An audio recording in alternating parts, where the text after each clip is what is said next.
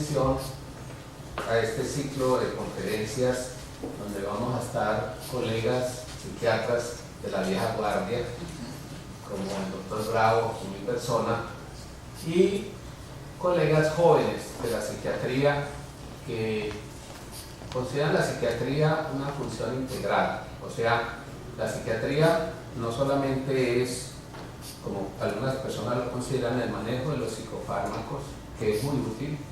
Saben muy bien de que las moléculas antidepresivas que en este momento se utilizan pues son de más desarrollo. En la época nuestra, cuando hacíamos residencia de psiquiatría hace muchos años, eran moléculas que producían mucho sueño, mucha somnolencia, depresión, una serie de factores que se daban, pero las moléculas actuales son que se pueden tolerar, las personas pueden utilizarlas y pueden llegar a hacer sus diferentes actividades, supongamos, sin que eso interfiera tanto. Pero esa es la parte psicofarmacológica, que es tan importante en algunos casos específicamente, no es lo único. O sea, está la psicoterapia. Hay diferentes modalidades de psicoterapia. Para nosotros, como psicoanalistas, practicamos la psicoterapia psicoanalítica, que es un modelo. En ningún momento estamos diciendo que otros modelos no sean eficaces, porque no podemos en ningún momento pensar que el modelo psicoanalítico es el único modelo, porque entonces estaríamos como en una secta religiosa, que esta es la verdad revelada. O sea, nosotros desde este modelo teórico que tenemos comprendimos los fenómenos psicológicos. Entonces vamos a tener varios temas, ustedes ya tienen ahí el programa. Hubiéramos querido tener más una cobertura, supongamos en este programa no está la depresión en los ancianos, en la tercera edad, y los ancianos mayores de 70 años pues son los que tienen más intentos de suicidio y suicidios consumados, por la última encuesta nacional de salud mental, que fue más adelante yo les mostraré. Yo voy a dedicar exclusivamente a la conferencia en adolescentes de 12 a 17 años, y la encuesta, lo que voy a mostrar más adelante, pues es en ese rango. Pero tengamos en cuenta que en este ciclo de conferencias de la depresión no hemos considerado la parte de la tercera edad. Eso no quiere decir que no sea significativa, sino que en un próximo ciclo que hagamos nos detendremos en ese punto tan específico, más cuando las encuestas, los resultados, encuestas realizadas por Conciencias, Ministerio de Protección Social y al mismo tiempo la Universidad Javeriana de Bogotá, muestran que es un sector de la población que tenemos que tener mucho cuidado, especialmente por el suicidio en adultos de la tercera edad, hombres, que el suicidio va en una relación de 70% en hombres y 25% en mujeres. Eso que no voy a extender aquí porque habría que intentar interpretar por qué esa variación. Esta frase que ustedes ven acá, y para que vean que la preocupación no es solamente de las personas que estamos ejerciendo salud mental, sino que también este periodista muy importante de Buenos Aires, en el periódico Página 12, hace esta reflexión. A mí me pareció como interesante traerlas para ustedes, porque la preocupación es de la comunidad. Porque ¿qué es lo que espera uno con los jóvenes? Uno espera con los jóvenes que se diviertan, que disfruten de esa época tan maravillosa que es la juventud, pero es una etapa supremamente difícil y que muchas veces no estamos muy preparados para comprenderla. No estamos muy preparados para comprender que en esas etapas es donde hay más riesgos y más peligros que en otras etapas, ya cuando el joven ya llega a una etapa adulta, 18 o 20 años, es diferente. Pero esa transición, el nombre, la denominación adolescencia, exactamente quiere decir adolecer, quiere decir una etapa como de enfermedad, una etapa muy complicada y el cual hay que tener mucho cuidado. Esta es la encuesta que les mencionaba anteriormente, la encuesta de salud mental recientemente publicada. Ustedes pueden ingresar a la fuente. Es un trabajo muy riguroso, yo creo que de los mejores que se han hecho en Colombia en muchos años. Hubo ahí otra encuesta del 2013 Y hay un trabajo del Instituto Nacional de Medicina Legal, que también pueden ustedes investigarlo, que se llama Forensis, donde habla de los problemas de salud mental, no solamente pues, en la adolescencia, yo tomo solamente este fragmento, sino en las diferentes edades y causas sociales, por ejemplo, como el desplazamiento, que es uno de los factores grandes. O sea, los factores sociales como elementos muy importantes, porque cuando hablamos de problemas psicológicos en el adolescente, tenemos también que ver que hay problemas sociales, que hay problemas económicos que pueden en determinado momento concluir y llegar a un desenlace. Entonces miren aquí en esta encuesta, en esta parte, la ideación suicida, que es en estas edades de 12 a 17 años, 1.754 fueron estudiados de una muestra global de 15.351. Bueno, yo como psicoanalista y como psiquiatra, pues no me quedo en el psicoanálisis solamente. Yo tengo una visión, creo que la epidemiología, creo que la estadística nos ayuda también a medir los fenómenos. O sea, no nos podemos quedar solamente teorizando, sino que tenemos que ver qué está pasando en el país y qué está pasando con los jóvenes. Entonces, ideación suicida. Entonces, posteriormente les hablaré más en detalle qué es la ideación suicida, el plan suicida, y ahí van las diferentes referencias en hombres, el plan suicida es menor, y en mujeres es más 2.5 mayor, ¿no? El intento de suicidio en hombres es 2.1 y en mujeres 2.9, es mayor.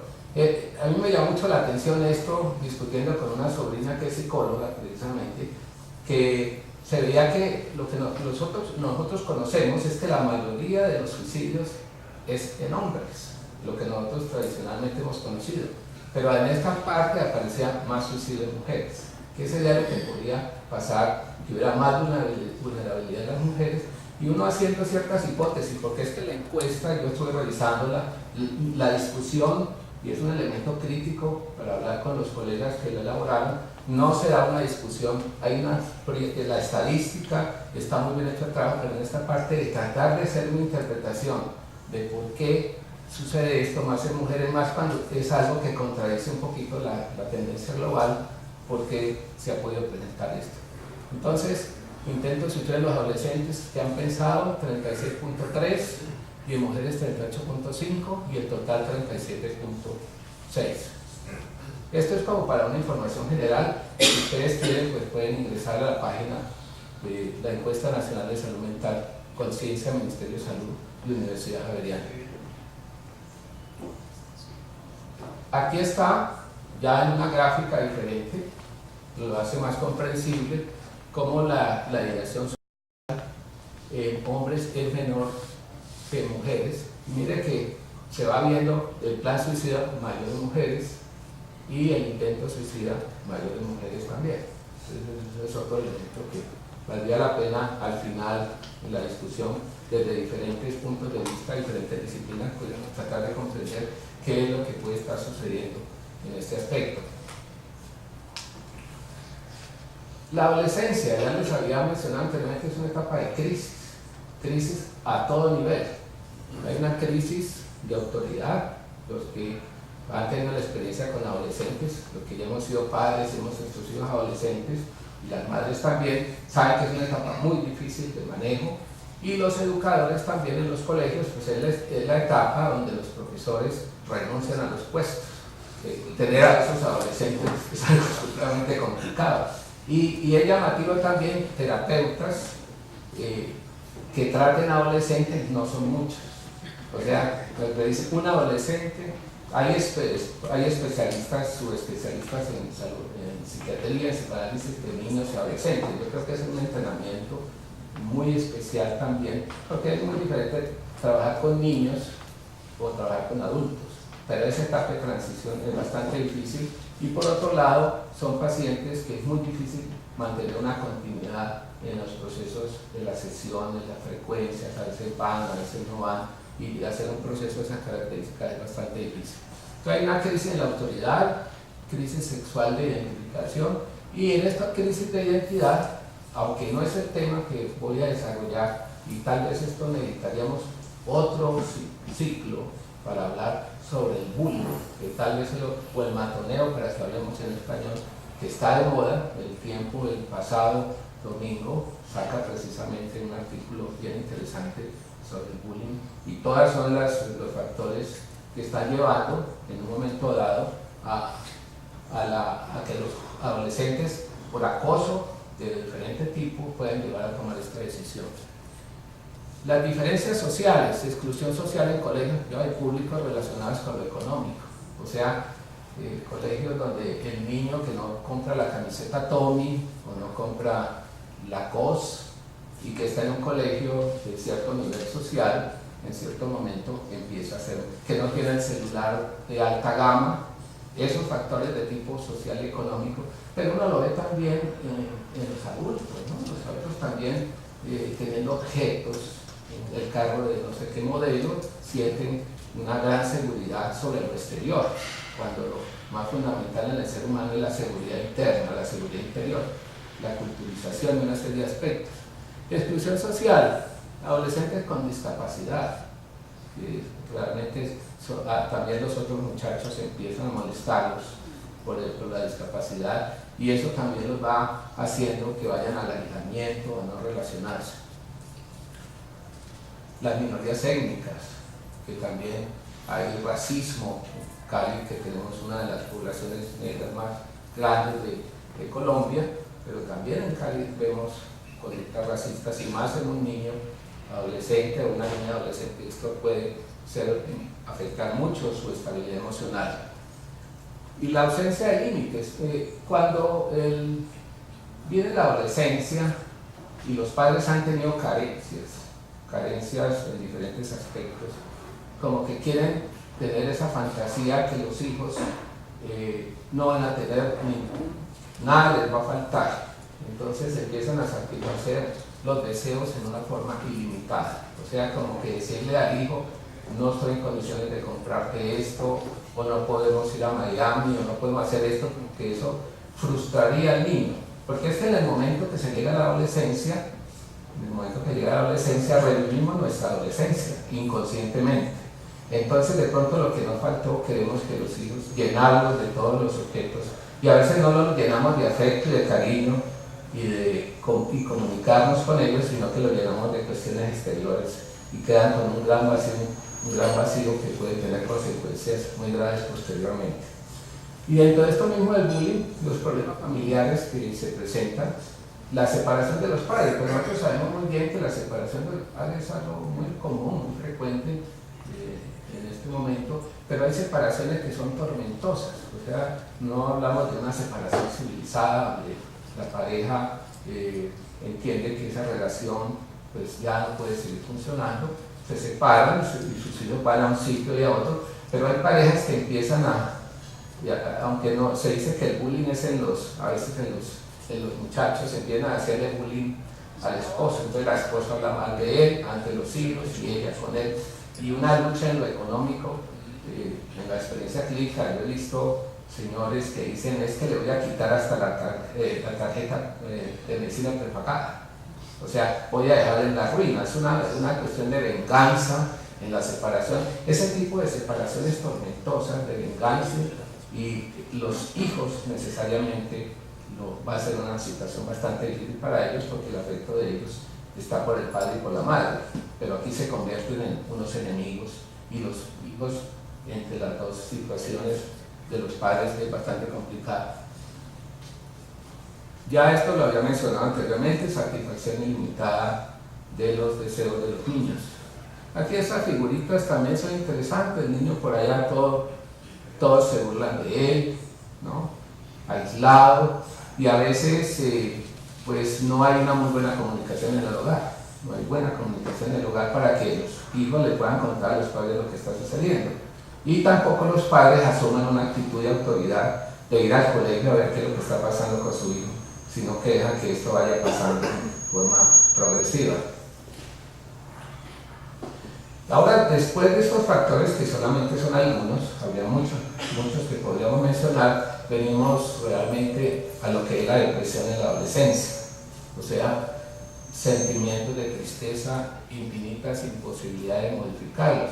en lo que uno observa, en la entrevista con el joven, con el adolescente, uno le puede decir, está diciendo que le va mal, que nadie lo quiere, que nadie hable con él, pero uno le puede mostrar algunos aspectos positivos de él, supongamos de que es muy buen estudiante, que es un buen deportista, pero la tristeza es tal que esos elementos que pudiéramos decir en la personalidad están conservados, el joven, la tristeza no le permite ver esa otra faceta que tiene en ese momento o algunas, como lo dicen generalmente, algunas fortalezas que puede tener el adolescente, sino que todo es negativo, todo falla, nadie me quiere, ¿no?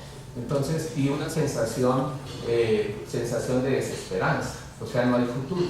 Y entonces se va cerrando como las perspectivas hacia adelante de ese joven. Cuando es un joven que tiene que tener todas las expectativas hacia el futuro, terminar su bachillerato, hacer su carrera, se cierran todas las posibilidades, no voy a conseguir novia, nadie me quiere. Ese es el discurso que también se puede ver en adultos, ¿no? Yo no estoy diciendo que esto sea exclusivamente en los adolescentes, lo que sé es que en los adolescentes esto es mucho más marcado.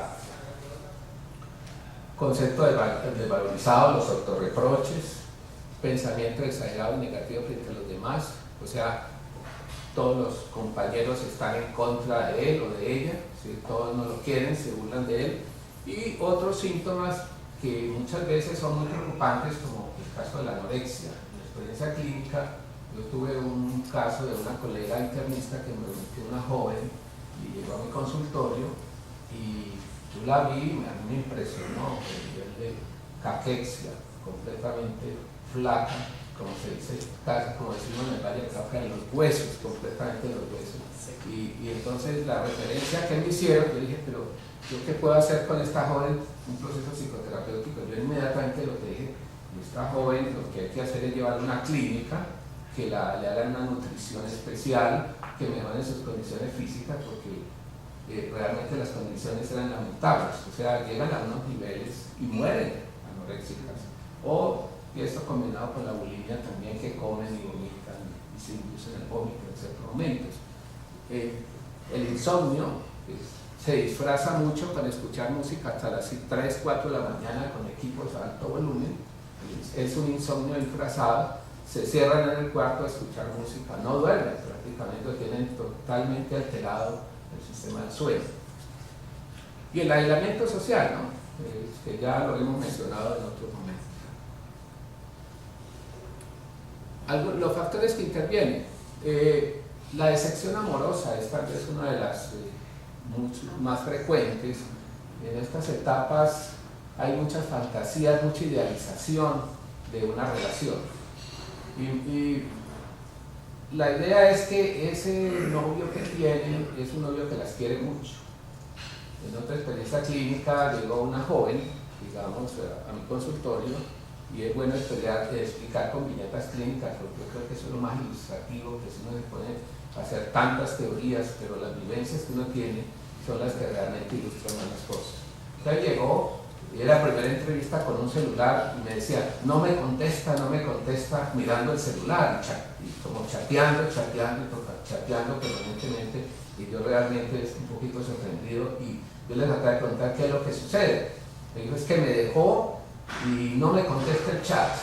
Entonces, pero estaba conmigo y no hacía ninguna comunicación específica, no me contaba, sino que estaba mandándole mensajes y es que mire que no me responde. O sea, capturada, fue difícil sacarla de ese estado de aislamiento, pues, que estaba en la relación con el psicoterapeuta, el psicoanalista en ese momento. Entonces, y otro elemento importante, bueno, aquí habla de la desilusión por la figura del padre también, ¿no? No solamente la separación en el sentido de unos novios que se puedan presentar, sino la desilusión que puede presentarse de los hijos con ese ídolo que pueden haber tenido el padre o de la madre y que de pronto saben que el padre tiene una amante. Y pues en una experiencia supremamente dramática que vivo cuando una joven fue de curiosidad a un bar gay y encontró a su papá bailando con los muchachos. Entonces, pues esas son desilusiones supremamente grandes que se pueden llegar a presentar, son impactos supremamente grandes. O sea, y los adolescentes tolerar eso. Yo creo que eso es duro para cualquiera, pero tolerar una experiencia de esas es muy grande. Entonces el padre queda el ídolo, o estos padres que viven trabajando tanto y no tienen tiempo para hablar con los hijos, ni los hijos ni ellos conocen los hijos, ni los hijos conocen los padres. Entonces se pueden presentar situaciones de esas características. La relación tiránica sadomasoquista pues, es una relación que puede tener relación con lo que les mencionaba, ¿no? El chat, eso, controlar al otro, no se tiene por qué ir, es mío, no me lo pueden quitar, es una relación de control sobre el objeto, de control sobre la otra persona, y como que la otra persona fuera parte de un objeto de posesión, entonces, y de control. Y se confunde deseos de sentimientos y fantasías. No existe, en esa etapa pues no hay autonomía. El joven quiere vivir una etapa independiente, pero es todavía independiente económicamente, depende de que le den los permisos, pero estos jóvenes pues quieren vivir una vida independiente, pero si la tienen totalmente independiente también corren muchos riesgos en determinado momento. Los niños, tal vez ustedes han tenido una experiencia de muchachos que le regalan un carro porque se graduaron de bachilleres, o sea, familias que tienen esa gran capacidad, y en ese carro, esa noche de la fiesta que salieron del grado, se matan en el carro. O sea que los padres en esa benevolencia, le regalan el carro para que, ¿cierto? Y en últimas no se le pone un límite y el muchacho o la muchacha se puede descubrir en ese momento. Esta sería ya, digamos, he tratado de hacer como diferentes fases de lo que es la intervención en un joven que llega con un intento de suicidio, o sea, todos los diferentes momentos. Primero que todo es para el psicoterapeuta y para el psicoanalista o otros psicólogos también. Recibir un paciente de esas características es bastante difícil. Primero que todo, hablando de la época actual, pues para hacer mención, donde la medicina se está volviendo ya el ejercicio de la medicina algo de tipo persecutorio, o sea, están merodeando para ver qué falla se puede cometer para condenar al médico, una medicina a la defensiva. Yo creo que este tipo de pacientes de intento de suicidio en determinado momento puede ser algo supremamente delicado de manejar, y en determinado momento ante un intento de nuevo y que lo pueda consumar, uno no se podría saber cómo la familia va a comportar, y la familia muy fácilmente puede acusar al médico de que no hizo lo que era lo conveniente en determinado momento. Entonces, es un paciente difícil. Yo pienso que las personas que manejan este tipo de pacientes tienen que tener me parece que la parte psiquiátrica es fundamental, porque el psiquiatra es médico, no desconociendo que los colegas psicólogos pues también tienen por formación clínica lo pueden hacer, pero en el caso de una necesidad de una hospitalización o tomar unas medidas farmacológicas lo puede hacer. Entonces viene este paciente en esa condición, ha sobrevivido o amenazado con hacerlo, la familia se encuentra en un estado totalmente de crisis, ¿cierto? Porque es algo completamente que desconcierta grandemente, tienen todas las ilusiones puestas en el muchacho o la muchacha, intentó suicidarse y piensan de que en determinado momento puede volverlo a hacer, entonces hay que dar un apoyo. Aquí pienso en las instituciones que hay equipos interdisciplinarios, puede ser muy favorable, porque si el equipo está integrado, en un momento dado el psiquiatra se puede apoyar en el trabajo social para trabajar la familia, o si va a ser un trabajo psicoanalítico o psicoterapéutico, también puede haber un psiquiatra que esté apoyando el manejo farmacológico, se puede apoyar en un equipo, en una institución. Me parece a mí más complicado con este tipo de pacientes hacer un manejo exclusivamente de consultorio, porque uno está solo con toda esa responsabilidad que está en la institución y tiene el equipo, pues se distribuyen un poquito las cargas para este tipo de manejos tan delicados. El adolescente, cuando llega al consultorio, pues es desconfiado. Algunos jóvenes que he atendido, lo primero que me dicen, usted no va a hacer lo que hacen los psicólogos de los colegios, que yo les cuento en privado y ellos le cuentan a mi profesor o le cuentan al rector. Entonces ellos piensan de que no va a haber una confidencialidad y que que esto sus problemas que han originado su intento de suicidio va a ser conocido por otros. Entonces, ganarse la confianza del joven que considera que uno como adulto se va a liar con los padres o que va a hacer una infidencia de lo que él les comente. Entonces, ganarse esa confianza, yo creo que las primeras entrevistas son claves para qué es lo que puede venir posteriormente.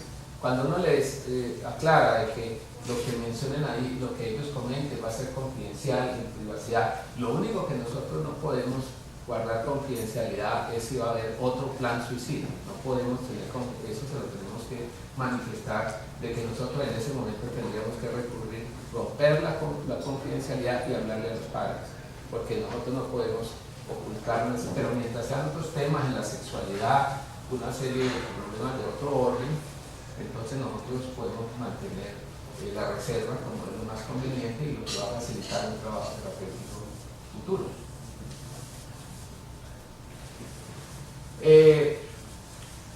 La psicoterapia, ¿qué es lo que permite? ¿Cierto? O sea, un joven en estas circunstancias, y también lo podemos plantear con un adulto, que llega donde el profesional, y el profesional le formula un antidepresivo, y está bien formulado, pero no le cuenta que no le da el espacio para que él pueda expresarse. Pues es una ayuda, pero es una ayuda muy limitada. En eso tenemos que tener en cuenta la situación no es responsabilidad exclusivamente de los médicos ni de los profesionales de la salud, sino que las circunstancias que los profesionales están funcionando después de la ley 100 con una programación de tiempo tan estricto hace de que el profesional está llenando más notas en el computador, está escribiendo más en el computador y casi que su posibilidad visual con el paciente casi ninguna. El paciente ya en este momento, y eso no es en el campo de la psiquiatría y la salud mental, nos decía un colega del Tribunal de Ética Médica en una reunión que tuvimos recientemente que, por ejemplo, el fonendoscopio, que era lo fundamental para escuchar el corazón, para escuchar, ya ni siquiera eso. El fonendoscopio se pone en el cuello, a veces hay unos fonendoscopios muy bonitos que venden muy caros, pero esos fonendoscopios se volvieron un elemento decorativo. O sea, la comunicación médico-paciente cada día es más difícil, las exigencias de informes y todas esas cosas, no, el tiempo es limitado. Ustedes imagínense las circunstancias que se pueden enfrentar con un adolescente en un estado tan delicado y que el profesional no pueda escucharlo, porque si es necesario, como fundamental, es poder escuchar por 45 o 50 minutos, como es el parámetro internacional de la psicoterapia. Nosotros no podemos ver 2 pacientes por hora, ni 3 por hora, tenemos que dedicar 1 hora de terapéutica, que son 45 minutos, 50 minutos. O sea, pero dentro de los modelos que tenemos en el momento de salud, pues eso no es permitido, porque ahí lo que necesita es un rendimiento de esa hora en un número de pacientes mayor. El hecho de escuchar, o sea, el transmitir una cantidad de emociones, o sea, en ese momento el psicoterapeuta recibe todas esas emociones, todas esas angustias, y claro, le mueve internamente también a él. O sea, cuando uno se expone terapéuticamente a relacionarse con otro ser humano, no estoy hablando de los jóvenes, pero en cualquier situación, el otro descarga. Ustedes en la vida social lo ven cuando una amiga de confianza un fin de semana, por allá con unos cuantos tragos, le empieza a expresar sus confidencias, sus angustias, ¿no? Y eso se hace dentro de la vida social. Lo que pasa es que aquí en el marco nuestro es un marco terapéutico. Y eso mueve la interioridad del profesional también en muchos aspectos de su vida. Por eso el psicoanalista tiene que tener un análisis personal muy riguroso, de muchos años, para poder tolerar todo eso que el otro pone en él sin que el individuo le diga se terminó el tiempo y lo saque, que él no pueda con la ansiedad que proyecta en el psicoanalista. psicoterapeuta. Él tiene que haber trabajado mucho y además tiene que haber trabajado para este caso su propia adolescencia. O sea, porque si así como pasa en los padres de los adolescentes que tienen una adolescencia bien enredada, le llega el adolescente y se le reactiva inconscientemente la adolescencia conflictiva. Entonces, un adolescente en crisis y unos padres adolescenciales en crisis. Eso lo han visto ustedes muchas veces, que el señor le llega la niña a la adolescencia y empieza a salir con una sardina de la edad de la hija. O sea que eso es muy común, o sea que se empieza a ver este tipo de fenómenos. Pero son fenómenos inconscientes y no vamos a estar a juzgar, sino que movilizan. Los hijos crecen y en el momento que van creciendo nos van planteando, nos estamos envejeciendo. Entonces es necesario como a veces uno ve la madre de la niña adolescente vistiéndose al mismo estilo de la hija, ¿no? Y uno dice, bueno, la mamá y la hija con minifalda, exactamente, eso se puede observar frecuentemente. Son movimientos dinámicos que se pueden presentar. La evaluación clínica, aunque ya lo he mencionado anteriormente, la evaluación clínica, las primeras entrevistas son fundamentales. Hay un hecho que se ha presentado en ese momento, pero eso no quiere decir que nosotros no evaluemos cómo ha sido la vida anterior a ese acontecimiento. O sea, que nos permita a nosotros determinar qué personalidad previa se presentaba en ese muchacho. O sea, cómo manejaba sus situaciones anteriores a esta situación tan riesgosa por la cual está pasando. O sea, cómo se comportó en el colegio anteriormente, cómo era de niño. Hay niños que no juegan. Y ustedes saben, en una conferencia que la doctora Gamarra nos dictó recientemente, que fue como antes de este ciclo que estamos realizando en promedio, como el juego, o sea, la capacidad lúdica. Hay niños que juegan y las niñas con las muñecas y le ponen los pañales a la muñeca y todas esas cosas. Entonces uno ve como esa capacidad de un mundo interno que se desarrolla. O sea, es posible que en la entrevista con los padres, si es necesario, uno encuentre niños que su capacidad de jugar, pero no jugar con esos aparatos que ahora consiguen, esos tipos de equipos, sino juegos verdaderamente creativos, no los juegos ya estandarizados que pues, en la época moderna se están dando.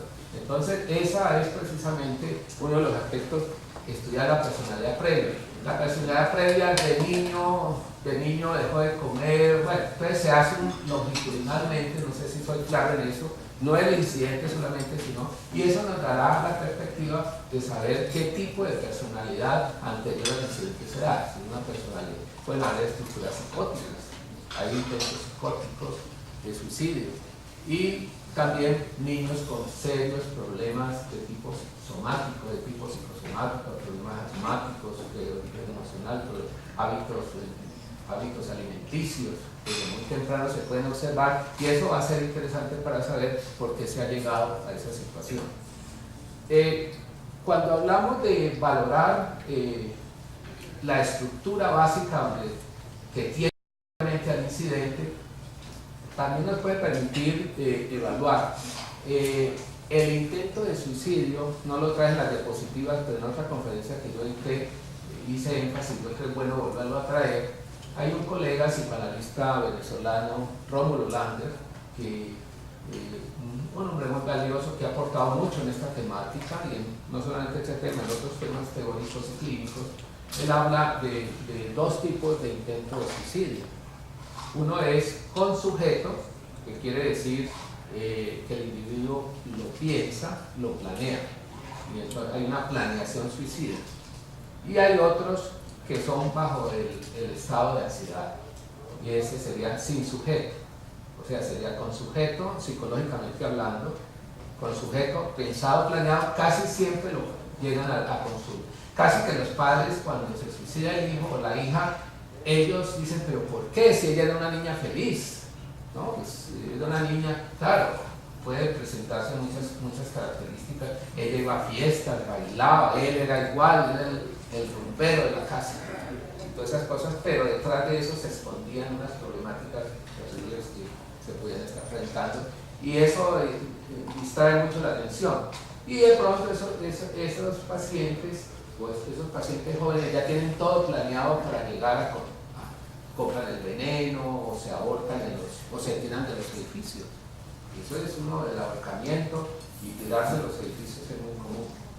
Pero los que sobreviven a los intentos, algunos de ellos, y ahí es donde vendría la parte interesante, uno les pregunta, bueno, ¿y por qué hiciste esto? ¿Qué fue lo que sucedió? Y dicen, yo no sé, yo me desesperé mucho, perdí el año porque mis papás querían que tuviera el primer puesto en el colegio tal, y saqué el segundo puesto. Entonces, como mis papás no aceptan sino los primeros puestos, que son padres competitivos, ¿no? Que quieren, mi hijo es el más inteligente, es el mejor deportista, el mejor violinista. Eso es otra cosa muy interesante, que meten a muchachos en todo, tocan piano, bailan, hacen, ¿cierto? Súper chicos, súper chicos. Entonces, como eso ya dice, los súper chicos, los muchachos, pues vienen tantas actividades, pero ese es el narcisismo de los padres. Aquí están los colegas psicoanalistas que me pueden ayudar también. Narcisismo de los padres puestos en los hijos. Puesto en los hijos, es el más inteligente, es el mejor deportista, pero entonces uno dice, ¿y a qué hora ese muchacho? Bueno, vivió, ¿no? Si lo tienen todo planificado y programado para ser el genio de la familia. Y en un momento dado hacen ese intento. Pues yo les pongo el ejemplo. Y llegan y entonces dicen, no, yo no sé por qué lo hice, o pueda que haya alguna explicación, pero es algo que se dio bajo los niveles de la ansiedad. Y allí podemos intervenir. En los otros no podemos intervenir porque tienen todo ya definido, que Lander precisamente está activado, ¿no? Es algo planeado que muchas veces los padres no se dan cuenta, ya cuando el hecho se dio. Entonces quedan todos extrañados, porque no esperamos que eso se iba a suceder. Entonces hay que establecer esa diferenciación. Y vienen ya los modelos de intervención, ya después de tener definida cuál es la personalidad de base, el trastorno de base, como les decía, si es una estructura psicótica, aunque los adolescentes esto es un poquito discutible. Las clasificaciones psiquiátricas en los adolescentes tienen que ser un poco más flexibles que de las clasificaciones internacionales de los adultos, porque como es una etapa de transición que se está viviendo, de pronto un diagnóstico puede cambiar, puede variar exactamente, pero de todas formas el hecho de nosotros conocer la estructura familiar, conocer la personalidad previa de lo que es el conflicto de base, nos puede permitir definir, y el grado agudo de la situación nos puede permitir qué tipo de intervención vamos a hacer. Entonces, hospitalizar a un adolescente, a mí me parece muy complicado, ¿no? Pues a veces será necesario hacerlo, pero la connotación de la hospitalización, si hay que ocultar la hospitalización de un adulto, porque en las empresas uno se da cuenta que hospitalizan a un paciente y posteriormente ya están viendo a ver cómo lo sacan, porque está loco, fue un loco. Entonces, al principio le dicen sí, ayúdenle, todas esas cosas, pero están viendo a ver cómo lo sacan. Si es difícil, ¿cómo será para un muchachito de estos, no sé, una clínica especializada para hospitalización de adolescentes? Yo no creo, en Colombia, no sé si lo conozca, que haya una clínica para hospitalizar a adolescentes, por lo menos en Cali no la hay. Y la clínica Montserrat, que es la mejor clínica que tenemos en Colombia, en Bogotá, pues yo no creo que tampoco sea una clínica exclusivamente para adolescentes. Entonces eso se vuelve un problema en serio. Entonces el modelo de la psicoterapia de intervención en crisis, que es un modelo americano que lo hemos practicado en Cali con el doctor Bravo también, como psiquiatra de niños y adolescentes, es un modelo que es muy favorable. Pero para hacerlo necesita uno que la familia tenga un apoyo con ese joven, porque hay que ver el paciente a diario, o sea, la casa sería como casa, como hospital, o sea, él estaría yendo a sus consultas permanentemente y se hace un abordaje de psicoterapia e intervención en crisis, que es muy favorable sin necesidad de la hospitalización. Estos son los que han sobrevivido, ¿no? Los que ya nosotros pues ya no tenemos nada que hacer, rezar por ellos tal vez. Entonces, después viene la psicoterapia, puede ser y farmacoterapia, o sea, no quiere decir que sean excluyentes. Muchas veces los psicoanalistas, cuando vamos a hacer un proceso de tipo, ahí tenemos discusión, un proceso, podemos decir que el psiquiatra haga la medicación y nosotros aunque seamos psiquiatras, hacemos la parte de la psicoterapia analítica, o sea, para no tomar las dos funciones, y tenemos una cierta comunicación con el colega que hace la parte de farmacológica. Eso lo hacemos en psicoanálisis nosotros, no hacemos las dos cosas al tiempo, aunque hay algunos que plantean que en lugar de estar viendo a un sitio y a otro, sería mejor que el psiquiatra, y si es psicoanalista o es médico, hiciera las dos funciones. Bueno, ese es un punto de debate que no creo que sea el momento aquí. Yo preferiblemente en mi práctica, yo a algún colega le remito que sea de mi confianza, porque ¿cuál es el problema de los campos de lo psicológico como hay en todo? Eso no es el campo de lo psicológico. Hay posturas muy cerradas, hay posturas biologistas cerradas, porque que le dice, eso de la psicoterapia y psicoanálisis, eso está mandado a recoger, no sirve para nada.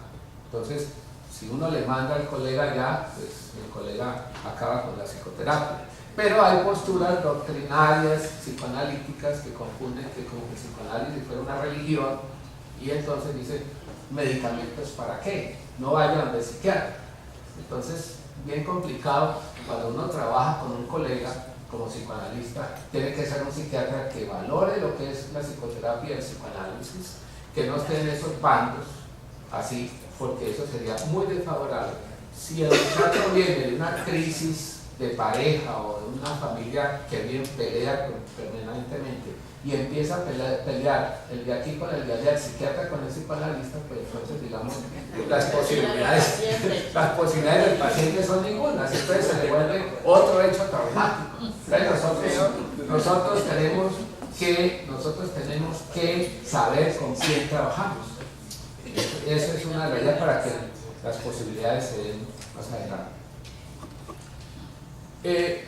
Otros aspectos que yo quiero aclarar y lo hemos podido lograr, estos modelos, una psicoterapia de intervención en crisis, no quiere decir que no se pueda seguir a otro nivel de trabajo, porque si la parte aguda ya el paciente la superó, entonces uno puede decir, no, este joven ya no está con una psicoterapia de intervención en crisis 5 veces por semana, vamos a una psicoterapia analítica, que puede ser 2 o 3 veces por semana.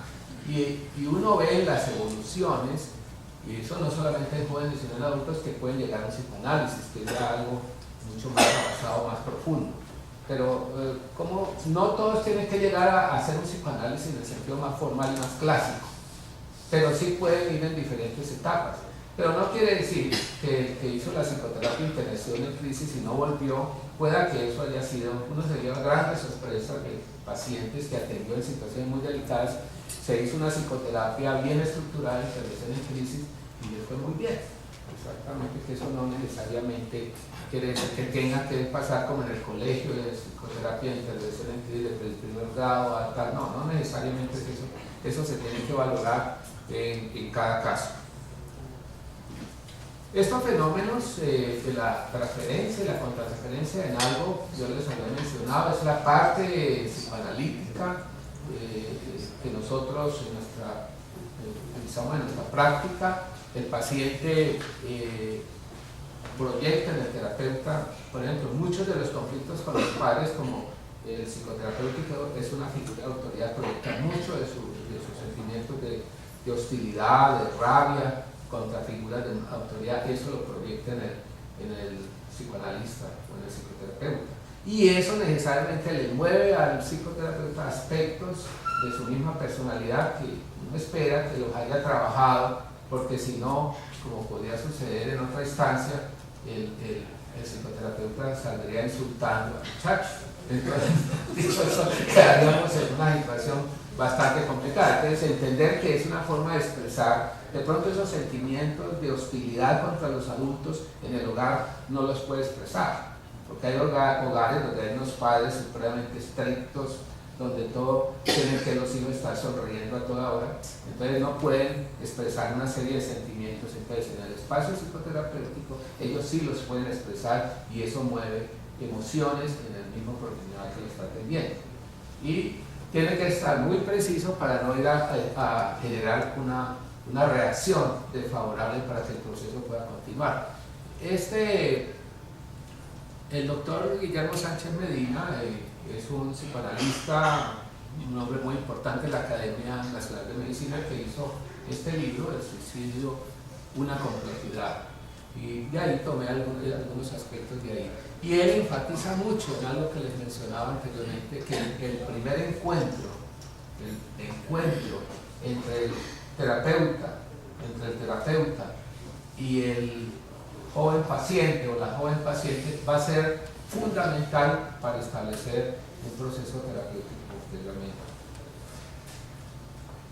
Estas reflexiones que he hecho pues son exactamente para poderlas discutir con todos ustedes, de las inquietudes que genera a uno como profesional y, como les mencionaba en la parte inicial, otros profesionales con este periodista que yo les mencionaba de Buenos Aires.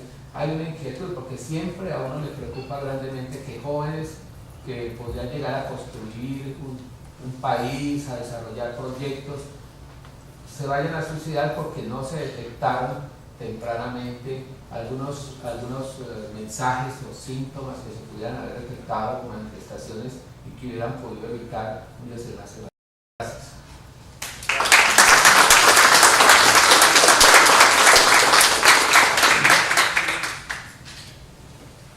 Ahora sí la discusión, que es la parte más interesante. Buenas noches. De esos dos pacientes que mencionabas, que unos son, digamos, un poco más visibles, que se puede detectar más fácilmente que hay un posible caso de suicida, y esos otros en los que el niño es súper feliz, ¿cómo hacer, qué pistas puede haber para uno interpretar esas, digamos, vidas felices, pero que en el fondo no son tan felices? Sí, lo que se está planteando ahí es si hay señales tempranas que en determinado momento nos pudieran decir que ahí hay un potencial, no necesariamente de suicidio, sino que puede haber algo que no está funcionando bien. No sé, en la experiencia que yo de los años y con los colegas que están acá con nosotros, para mí lo más preocupante es el aislamiento en el cuarto, con que sea de un momento a otro, el aislamiento y que el muchacho se encierra y no quiere salir, y un cambio de hábito brusco, o sea, el joven que salía los fines de semana, que compartía, que pronto ya no quiere volver a salir. Eso no sería, sería del comportamiento, ¿no? Que no sería algo verbalizado, en el sentido que vaya a decirle a los papás, yo me siento así, de tal otra forma, sino es cierto cambio en el comportamiento brusco y con tendencia al aislamiento, podría uno hacerle pensar que algo puede estar sucediendo allí. Y ahí a mí me parecería que lo fundamental, y eso sí, ya los profesores, esto también se puede ver en el colegio, el niño o el adolescente que no sale al recreo, ¿cierto? También puede ser que se quede en el salón. O sea, esos ratos yo creo que serían como unas señales que podrían ser de alerta para empezar a pensar, pero tiene que haber una comunicación verbal para saber qué es lo que está pasando. Pero pues hay en la época moderna pues hay un tremendo aislamiento con esos equipos y todo, ustedes los ahí viendo que el muchacho está consultable, que está con el celular, que está las películas. Si digamos el diálogo familiar que se fue perdiendo, yo no estoy en ningún momento en desacuerdo con la tecnología, me parece que es maravillosa la tecnología, que nos ayuda mucho, pero también la tecnología en grados muy exagerados aísla a las familias, ¿no? Pero no es que sea la culpa de la tecnología, es que no hay diálogo familiar, y eso es fundamental. Entonces, si hay ciertas circunstancias de aislamiento, pues hay que entrar a hablar, qué es lo que te pasa, qué sucede, ¿no? Ahora también hay adolescentes que son muy retadores, ¿no? Retadores, y los padres les tienen miedo a asumir la autoridad. Y hay padres que también tienen un temor a ejercer la autoridad, a decirle no, a poner los límites, que eso también, porque muchas veces hay una confusión de que el desarrollo de un ser humano está fundamentalmente dado en la gratificación, pero la norma y la ley, que es fundamental en la construcción del ser humano, porque esos adolescentes consentidos y sobreprotegidos también salen al mundo donde van a tener que enfrentarse a la competencia, a la rivalidad y no van a tener la capacidad de crecer. Y como allá, en este mundo que no hay tanto angelito, pues eso sí es bien complicado para saber con quiénes hay que encontrarse.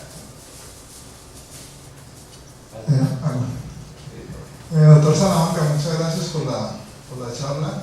Parece muy oportuna porque últimamente he tenido dos preguntas que no he encontrado la respuesta. Entonces quisiera hacerle una a usted y otra pues al grupo, si de pronto me pueden colaborar. Bueno, la primera es, usted habló de los adolescentes, pero ¿podría de pronto hacer una clasificación del suicidio en adolescentes por regiones? Vamos, si hay alguna diferenciación. O sea, esa sería la primera. Y la segunda es que uno en el trabajo diario ve que pasa, digamos, hay un accidente, como el ejemplo que usted colocó de los adolescentes. Pasa un accidente y la persona muere. Sí. Entonces, uno cuando pasa el informe, pues es un suicidio. Y la familia se entera que fue un suicidio. Pero como le da pena a la familia decir, mi hijo se suicidó, dice, no, murió en un accidente. Entonces, a mí me preocupa eso porque en la encuesta, no sé si algunas personas de las que están aquí lo encuestaron, por eso dice que las mujeres más que los hombres, pero he conocido casos de hombres que ponen el carro para matarse, estrellarse contra un poste por A por B. Entonces eso varía y creo que no fue incluida en la encuesta. Entonces quisiera saber si la encuesta en ese sentido es fiable o no, y las estadísticas, si la hacen pasar por accidente nomás. Y la primera, lo que le decía de Correcciones. Sí, la encuesta pues sí es un trabajo de que más de casi 400 páginas y está por regiones. Para mí es el trabajo más completo que se ha hecho hasta ahora en Colombia. Y pues con el respeto con el doctor Carlos Gómez Restrepo, que es un psiquiatra psicoanalista, por lo menos se intentó, ¿no? Hacer una estadística fría, sino de ver varios factores de tipo social. No tengo la cifra en este momento, es una encuesta pues que hay que leerla, es muy extensa, pero sí está, si consulta en internet, puede encontrar allí por regiones. Por ejemplo, las regiones del desplazamiento. Yo pienso que este análisis del suicidio también tenemos que verlo con la problemática social que nosotros estamos viviendo, que a veces en las grandes urbes que vivimos nosotros, y decimos Cali, Bogotá, Medellín, no se percibe la problemática que en el área del campo, de ciertos sectores, donde los jóvenes están viviendo situaciones muy dramáticas, ¿no? O sea, en nuestro país hay un país que vive en unas condiciones, no es que nosotros vivamos pues en la maravilla, porque aquí nos atracan a todo momento, nos da igual, pero de todas formas se viven unas mejores condiciones de las que viven sectores de población. Entonces eso sería revisarlo por regiones, y ahí hay otros factores que nos explican por qué se presenta esto, tanto suicidio como homicidio, ¿no? Esto lo podría ver por allí. Yo no tengo la cifra en este momento, pero se pueden buscar. El segundo punto sobre los accidentes, sí, es algo que a mí me ha llamado la atención, eso de los accidentes, aunque pues ha habido casos así ya muy manifiestos de un señor, un caso que tuve información, que la mujer se dio cuenta que tenía amante una prostituta y lo sacó. Entonces el señor cogió el carro y se fue por la recta Cali-Palmira cerca del puente de Sucromais y estrelló ese carro a alta velocidad y se mató ahí. O sea, se estrelló cuando la mujer le pidió este romance, y además porque eran de una religión muy estricta, ¿no? Porque pues, a veces para que las personas pertenecen a religiones muy estrictas y sus prácticas no son muy estrictas, ¿no? Imagínate, para esas comunidades tan locas y tan moralistas aparece esto, primero que todo el grupo religioso lo excluye, ¿no? Entonces es excluido el grupo religioso y es excluido de su hogar, también. Entonces, pero ahí en los accidentes hay mucho, estos chicos toman licor, consumen droga y manejan. Y es una voz que los suicidios encubiertos, que son mucha de esa estadística de la encuesta, muchos accidentes son suicidios, pero eso no aparece en la encuesta como suicidios, sino como accidentes. Entonces ahí hay algo como oculto que se presenta en cierto momento.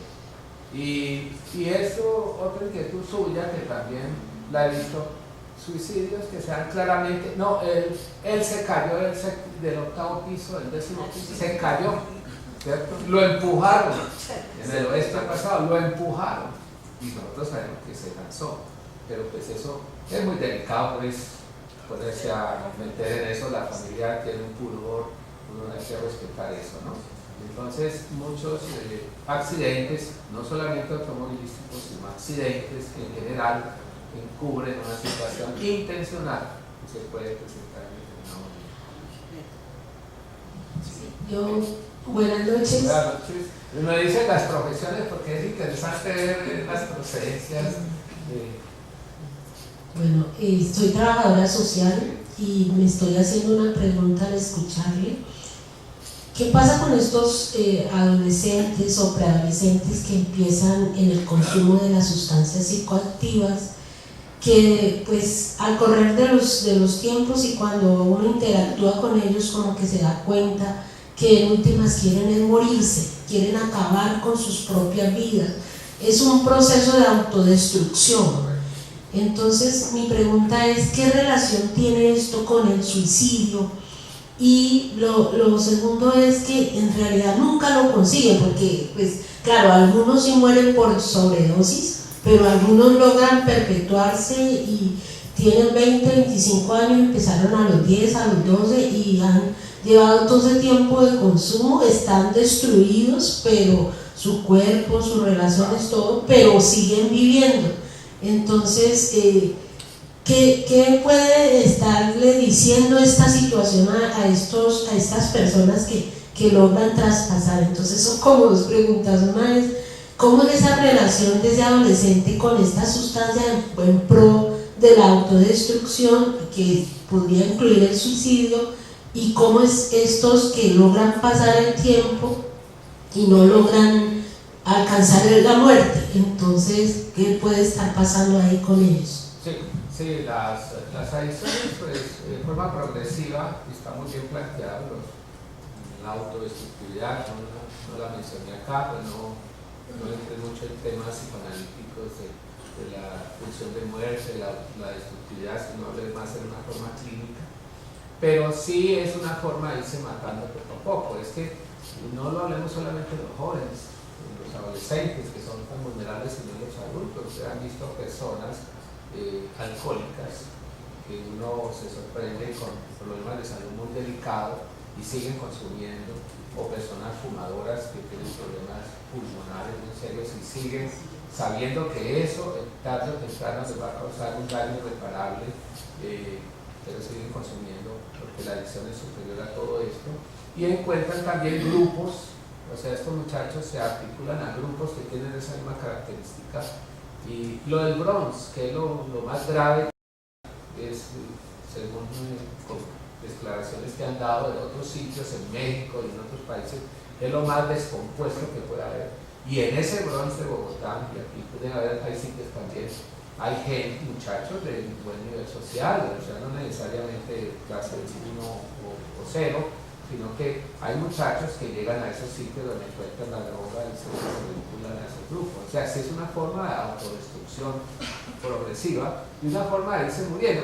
Morirse desde ese punto de vista, yo creo que es bastante interesante, no es la muerte solamente física, y no es deterioro progresivo. O sea, pierden la escolaridad, pueden empezar a vincularse a delincuentes, todo esto se va articulando en determinado momento, la adicción, la etapa de la juventud, estos grupos que también a veces son pandillas. O sea que nosotros en este proceso en Colombia que estamos, vamos a tener, independiente de que se decida en estas conversaciones, la problemática va más allá de estos grupos de armas, sino que la problemática social de este país en un nivel de inequidad que es simplemente grande.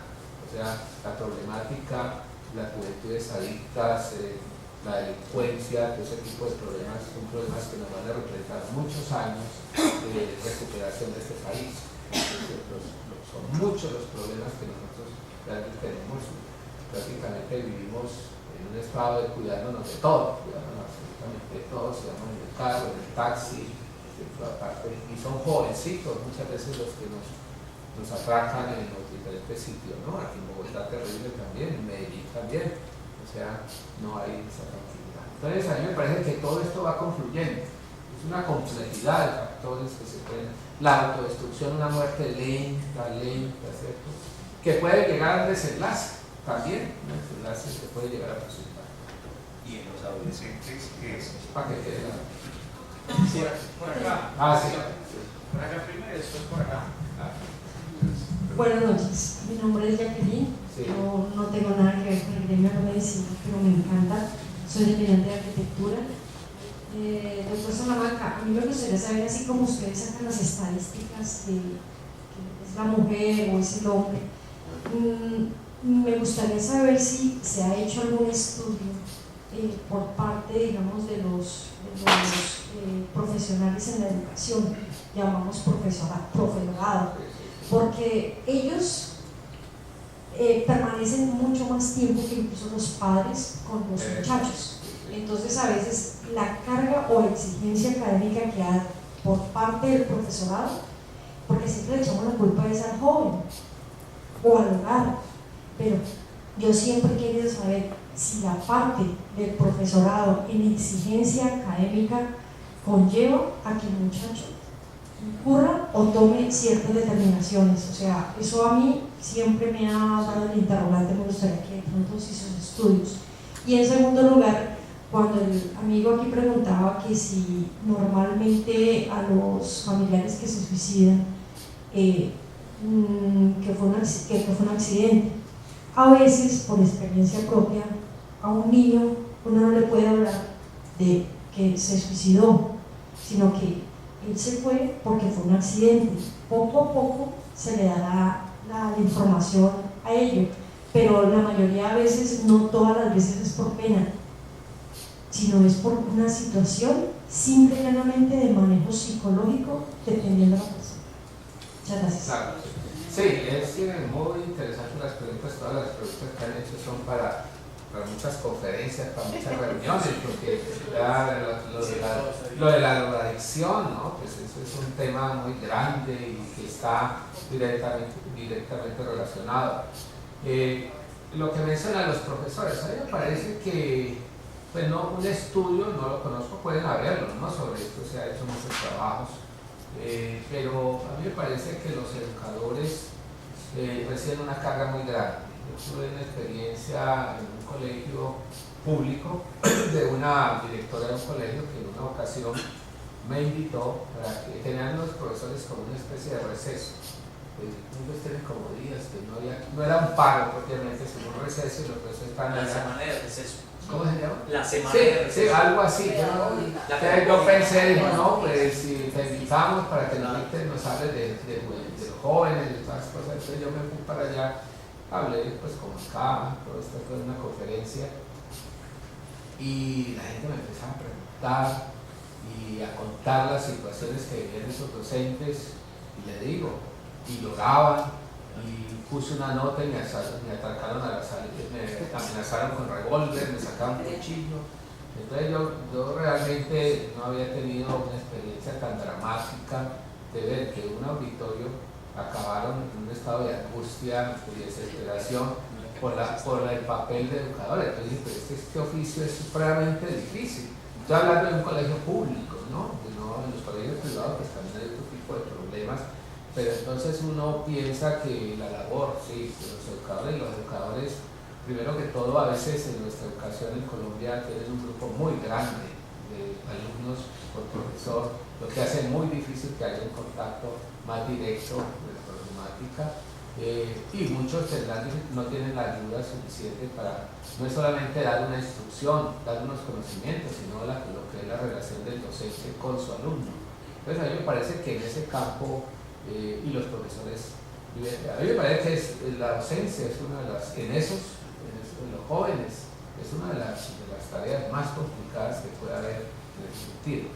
Eso sería para la parte, no, habría que investigar un poquito más. Hay unos colegios privados que son grupos pequeños, mucho más manejables, pero manejan otro tipo de problemática, que es esa competencia con lo aparente, que eso crea el bullying que yo les mencionaba anteriormente, que hay que estar pues con el iPad no sé qué, todas esas cosas, y hay bullying si no tiene el muchacho eso. Están pisteando al papá en qué carro llega, y si llega en gama media o en gama baja, pues entonces le hacen bullying a ese papá está pobre. No, los colegios de niveles altos son problemáticas muy complicadas y los adolescentes viven esas vidas. Y los padres a veces tratan de satisfacer eso, pero eso es muy efímero, eso no resuelve el problema realmente. Ese sería un punto. Y el otro punto, si me vuelven a repetir. Que normalmente uno no... Sí, no, ya entendí, sí, correcto, ya entendí, sí. Sí, me parece su observación muy interesante. Sí, como es un hecho tan doloroso, digamos, decir de un accidente, pues es algo para cubrir un poquito la situación. Hay que tener en cuenta que pueden haber otros, sí, pueden haber otros hijos a los compañeros. Entonces esa observación, yo he presentado esta conferencia en otras oportunidades, no la había tenido muy en cuenta, le agradezco mucho su aporte, de que uno no es entrar a juzgar a los padres, sino entender a los padres, de que no se puede señalizar, no se puede juzgar, sino que los padres de pronto están protegiendo ese hecho tan doloroso frente a los otros hijos posiblemente, o frente a la sociedad, o frente al grupo. Entonces vale la pena, yo le agradezco mucho ese aporte. Posible bullying. ¿Cierto? Con posible bullying también. Un posible bullying también, exactamente. Entonces eso también es interesante. Las diferentes conductas que en determinado momento puede tomar la familia frente a ese desenlace que se dio. Exactamente. Doctor Natalia.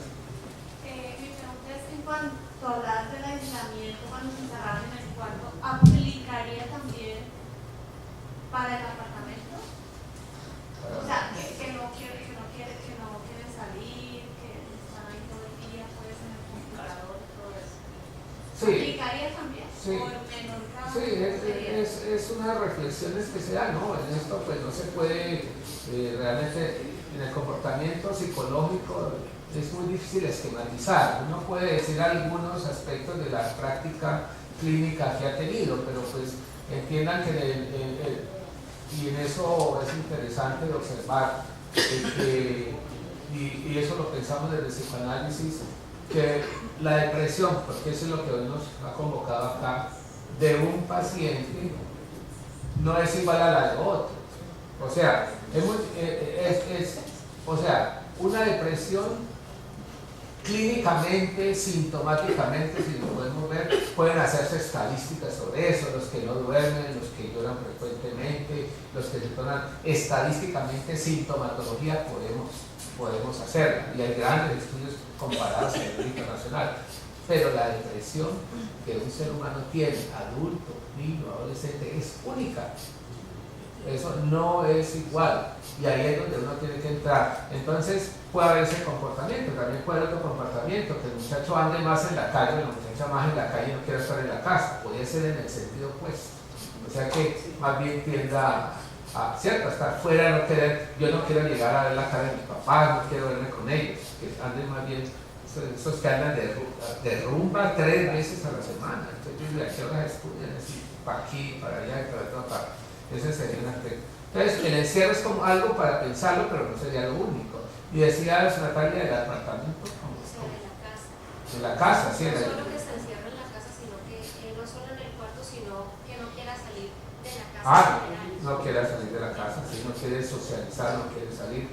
Pero puede haber, hay que ver por qué no lo hace, ¿cierto? ¿Qué miedos tiene? ¿Qué inseguridades tiene? Si se van a burlar de él. No sabemos qué puede estar sucediendo en esos casos. El doctor Bravo, un comentario si quiere. Sí. Para complementar un poco por favor, la profesión. Psicoanalista, psicólogo psicoanalista. Sí. Para complementar un poco las preguntas de las dos personas iniciales, los jóvenes tienen la tendencia a no saberse cuidar y a correr riesgos innecesarios. Eso es parte de la adolescencia. Pero cuando un joven empieza ya a correr más riesgos de los innecesarios y ya se empieza a exponer demasiado y a accidentarse, podemos empezar a pensar en conductas autodestructivas. Y hay jóvenes que eso es muy notorio. Usted que preguntaba por señales para observar la tendencia a accidentarse jugando, a llegar golpeado, a correr riesgos innecesarios. Eso es de observar porque eso es autodestructivo y puede llevar a consecuencias fatales. Que nosotros técnicamente eso llamamos que esos son suicidios camuflados, por decirlo de alguna manera. Pero esas tendencias hay que observarlas muy bien. El joven de por sí se arriesga porque piensa que nunca le va a pasar nada, pero le pasa.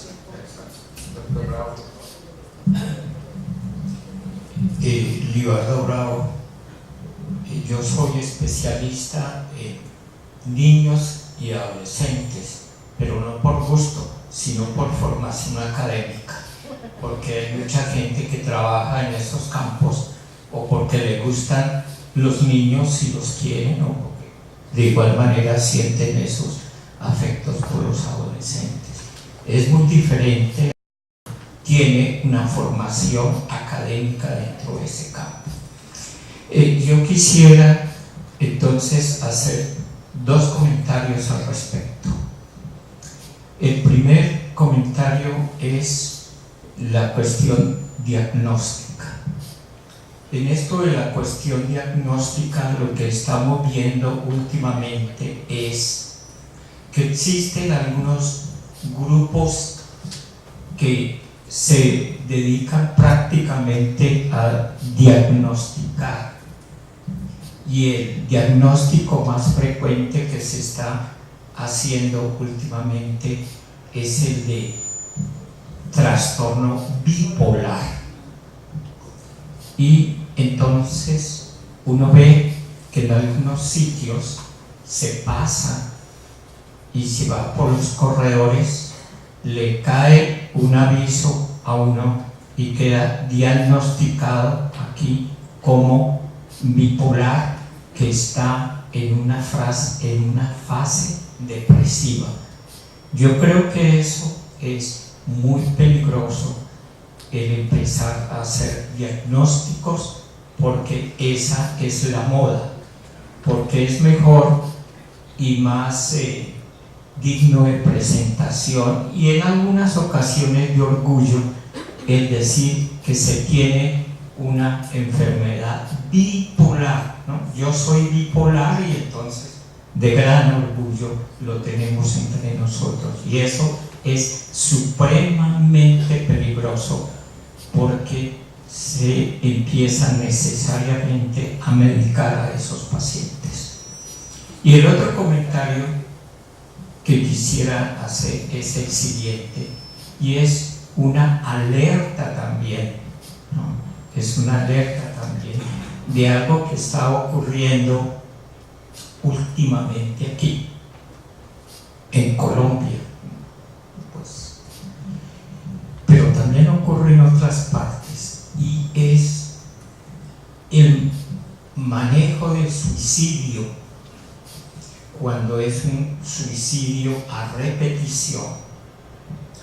Presentar esto como un suicidio con características obsesivas y plantear el tratamiento psicoquirúrgico. Yo creo que eso es supremamente grave, el que a un joven, aun cuando la psicocirugía se ha modificado mucho y ahora se hace a través de unos electrodos implantados, no como se hacía anteriormente, es peligroso porque se trasladan situaciones experimentales que se hacen en otras partes, como Estados Unidos, por ejemplo, que es a nivel experimental, y que eso que está a nivel experimental, algunos personajes lo trasladen a nuestro entorno como una y más avanzada técnica para manejar los intentos de suicidio a repetición.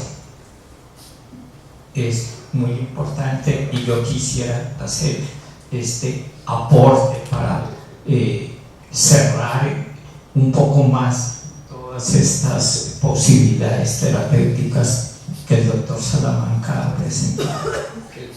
Me parece muy interesante lo que el doctor Bravo plantea, que no sería suicidio a repetición, sino intentos de suicidio. Pero entonces, ¿qué se ha hecho cuando hay un intento de suicidio? ¿Qué se ha hecho para que no vuelva a ocurrir? Entonces, ahí está la dificultad. Si un joven de esto hace un intento, pues rápidamente hay que llevarlo para que haga un trabajo psicoterapéutico. Pero lo que sucede muchas veces es que el paciente se le da los antidepresivos y punto. Entonces no se hace ningún trabajo para que no se vuelva a dar un intento de suicidio. Entonces ya mira que no había caído en cuenta de eso. Intentos a repetición, claro, porque no se ha resuelto nada. La salida, entre comillas, que tiene el joven es intentar otra vez. Falló la primera vez, no hay trabajo psicoanalítico ni psicoterapéutico, vuelve a intentar. Entonces ahora se le va a hacer un procedimiento a nivel cerebral, entonces cirugía a nivel cerebral. Eso me parece pues para un debate bien interesante durante este doctorado. Doctor Salamanca. Sí, dígame. Yo soy médico general pensionado. Pues en nuestra época pues también llegaban muchos pacientes de tercera edad, adultos mayores, con diagnósticos de depresión y de insomnio. Y ese insomnio pues uno lo trataba pues con cierta conversación, alprazolam, clorazepam, valium y bueno, muchos pacientes adultos, pero biológicamente, casi nunca, yo personalmente tuve experiencia, ni nunca traté niños, adolescentes de insomnio, ni farmacológicamente menos. ¿Cómo es el manejo, pensándolo biológicamente, en estos pacienticos jóvenes, el manejo del insomnio? Sí. Bueno, antes de responder esa pregunta, me parece que los médicos anteriormente, los médicos generales y de otras especialidades, tenían una actitud de escucha con el paciente. Eso es fundamental. No habla solamente de la medicación, el médico tenía tiempo, ustedes recuerdan el médico familiar, no el médico de la especialidad de la medicina familiar, que ya la tenemos en Colombia, sino el médico de esa época era un consejero, escuchaba, no se limitaba a una sola. Ese médico pues cada día va desapareciendo en este momento.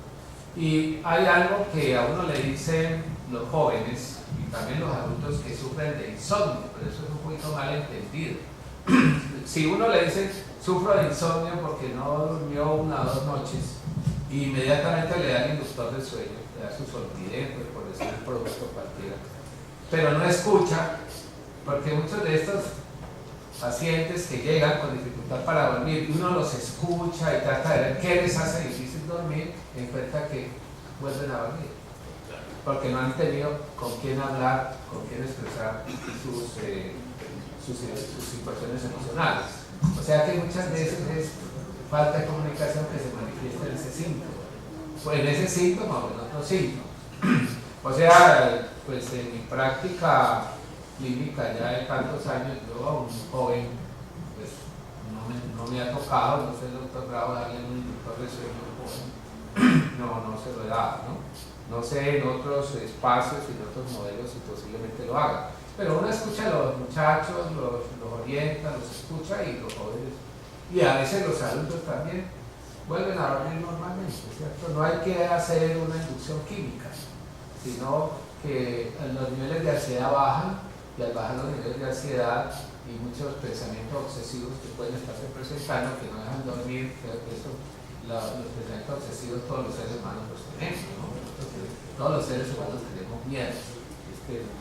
Y el hecho de nosotros ser profesionales de la salud mental, no quiere decir que no tengamos los miedos que todos los demás. Nosotros somos seres humanos que nos hemos dedicado a este oficio, pero tenemos todos los problemas de la gente. normales de la gente, ¿cierto? Pero una persona obsesiva en la noche no puede dormir, porque está pensando, como le dice, es que tengo una idea fija, es que tengo una idea fija que no me deja dormir. O sea, yo trato de no utilizar inductores de sueño hasta después de oír unas sesiones del paciente que vuelve a recuperar su sueño. Que falta es comunicación, falta es escuchar y hablar con el paciente, que cada día está más lejano, ¿no? Dentro de este modelo de sueño que tenemos en Colombia. Doctor, sí, gracias. Mi profesión es administrador de empresas. Raro que yo vaya a hablar aquí de eso, pero dirijo una fundación que trabajamos en salud sexual y reproductiva. Sí he tenido oportunidad de hablar con jóvenes, con chicos, con chicas, con adultos, con familia en general.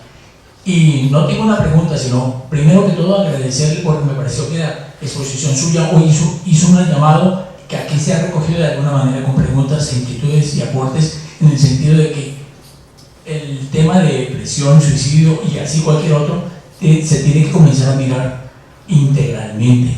Usted hizo manifestación al principio de la intervención, la importancia de intervenir otras profesiones acompañando, por ejemplo, a la psiquiatría, al psicoanálisis y demás.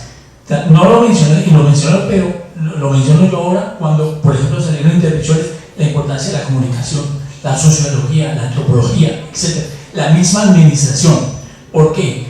Hay chicos y hay chicas en donde están consumiendo pastillas. Yo he encontrado chicos de 15 años consumiendo Viagra. Y eso sencillamente los efectos, yo no soy médico, pero los efectos en ese sentido deben de ser gravísimos. A mí, por ejemplo, desde ese punto de vista, le decía que la señora, cuando ahorita mencionaba el muchacho que lo van a dedicar porque no duerme, sencillamente el muchacho, yo me encuentro muchos, no duerme porque oye música hasta tarde, porque no puede hablar con sus papás y su mamá, por eso no duerme. Es sencillo como eso, y no era medicarlo, pero el médico lo medicaba.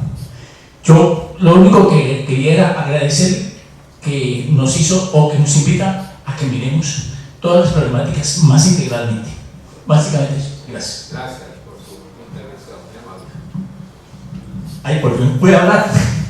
Lleva rato. Buenas noches. Yo soy Manuel Romero, yo soy psicólogo. Quiero plantear dos cuestiones. La primera acerca de la empatía, como ese acercamiento que uno tiene que hacer con el adolescente, que no es fácil. Encuentro dificultades con que todo va en la historia clínica, es decir, llega el paciente joven, adolescente, yo logro una empatía con él, él me cuenta cosas personales, ¿cierto? Pero al momento de yo redactar la historia clínica para los que trabajamos en IPS, entonces yo me encuentro frente a la computadora y yo, bueno, ¿qué escribo? Porque yo sé que para ese paciente volver a mi consultorio, él tiene que llevar la historia clínica de la EPS para que lo autoricen. Con el código Y adecuado. entonces el papá se va a dar cuenta de lo que me puede haber dicho. Entonces yo a veces me abstengo de colocar cosas, pero luego pienso, ¿y será que es que, pues como se supone que todo tiene que ir en la historia clínica? Entonces ahí está como mi duda en la praxis, ¿no? Sí. Y la otra cuestión es que pues uno escucha en el argot popular y incluso autores un poco más románticos hablando de que el suicidio como un acto de resolución que debe ser respetado, dicen unos, ¿no? Entonces también quisiera como abordar esa idea. Lo que decía el principio. El texto suyo al principio. Sí, correcto. Sí, lo que representa la frase del bosque. Sí. Exactamente. Bueno, ahí sí hay una que me ayuden los colegas también para esa pregunta tan difícil, ¿no? Primero que todo, pues la información desde el punto de vista psicológico tiene que ser confidencial. Pero entonces, ¿cómo? Bueno, uno puede, no sé, ustedes en la clínica, en las IPS, si se pueden referir básicamente a lo clínico, a la sintomatología. Yo creo que ese puede ser un recurso que yo vería, pero con cuestiones íntimas, muy difícil de la sexualidad y estas cosas, pueda que se la comente, pero eso no puede quedar ahí por la reserva y la confidencialidad, que sería muy desfavorable que esto fuera público a través de la historia, aunque el paciente era con la historia por toda parte, con ese tipo de mostrando una problemática, ¿cierto? Eso podría ser, no sé si eso es lo que hace, en esos casos usted escucha ciertas cosas en el limitado tiempo, pero no puede trasladar la historia. Y bueno, realmente lo que interesa en la historia clínica para ese funcionamiento es qué tipo no duerme, no come, ¿cierto? Eso puede ser la sintomatología, lo que puede quedar, ya lo otro queda privado, queda confidencial, eso puede ser un tipo de fórmula. Ahora, la opción del suicidio como una alternativa, pues yo hablaba de Rómulo Lander, personas que tienen claramente definido y se lo llegan a comentar a uno cuando llegue a cierta edad o alguna cosa y tenga una enfermedad, ¿cierto? Me suicido o que alguien me dé algo, ¿cierto? Son decisiones, pienso yo, que son respetables, ¿cierto? Acuerdos que hacen con el mismo médico, con los mismos familiares. Pues hay una película, no me acuerdo bien, que hablaba de un parapléjico, creo que era de este director Pedro Almodóvar, de esta película que él había hecho sí, sería una película del pacto que había hecho con esta enfermera que él no podía suicidarse, pero entonces le pidió a la amiga que le diera algo para morir. O sea, son posiciones que, digamos, no respetables, cada uno con su vida, ¿no? A mí lo que me preocupa es la gente cuando está, este caso, desesperada, angustiada, un adolescente, un adulto que no sabe por qué hizo eso, que fue en un momento de desesperación.